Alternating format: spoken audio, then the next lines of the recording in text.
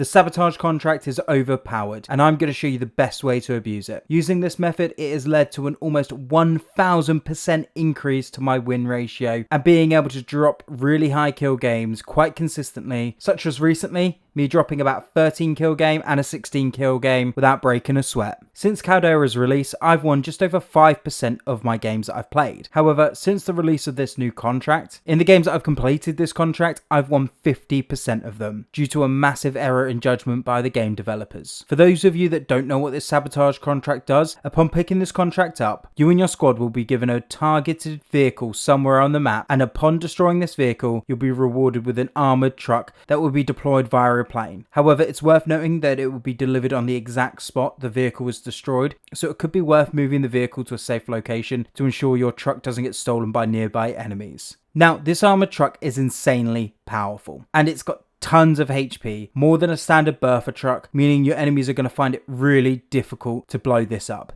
To top this off, it has a turret on top of it with infinite ammo, meaning no downtime in reloading this gun, but it does have a cooldown, but this is really easily manageable though. And on top of all of that, the turret packs a punch and actually has some extra armor around it, meaning you're actually quite hard to shoot when facing enemies. So overall, this just makes the truck insanely easy and powerful to use, and will just help you get a lot more wins as people struggle to destroy it without sinking an absolute ton of bullets into it. And if you get a trophy system on the front of this vehicle, then boy, are your enemies going to have a tough time destroying it. Now, I'm going to move on to some tips and tricks to really help you abuse this method going forwards to ensure you can get as many kills and wins as possible. Number one, when you're in the truck, keep the high ground where possible. This becomes extremely important when you're sitting in the turret, as you become really exposed from people above you, as opposed to when you're aiming down a hill, you remain quite covered by the front armor and just a lot more difficult to hit. Number two, don't be afraid to rapidly switch between the turret and driving the vehicle, as this can throw a lot of players off, as they don't know quite where to aim to shoot you.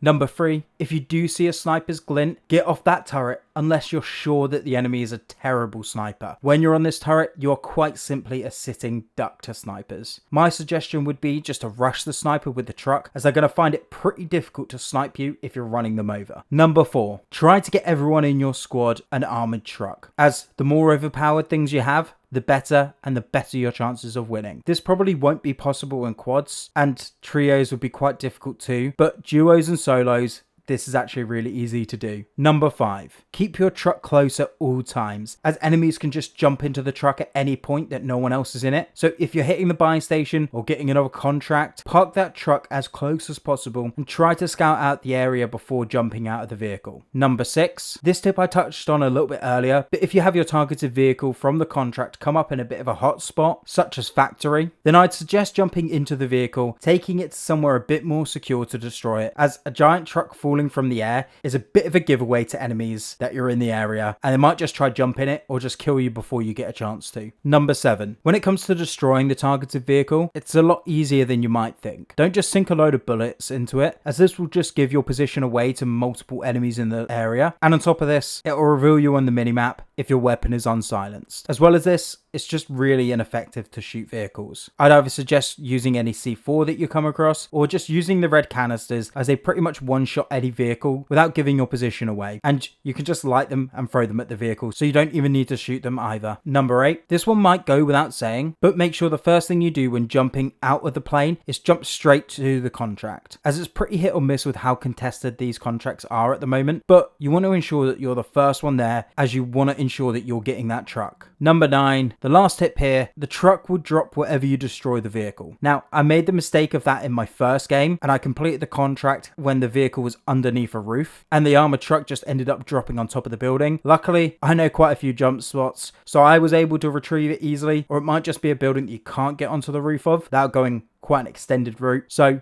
this might not always be plausible. So all in all, just make sure that you are using and abusing this truck, as it's insanely powerful and has tons of HP, and the turret absolutely slaps your enemies. Well, that's it for this video, guys. If you did enjoy it, hit that like button, and if you'd like to see the new overpowered M1916 marksman rifle, then click on the video on screen now. Nice. 13 kills, I'll take that.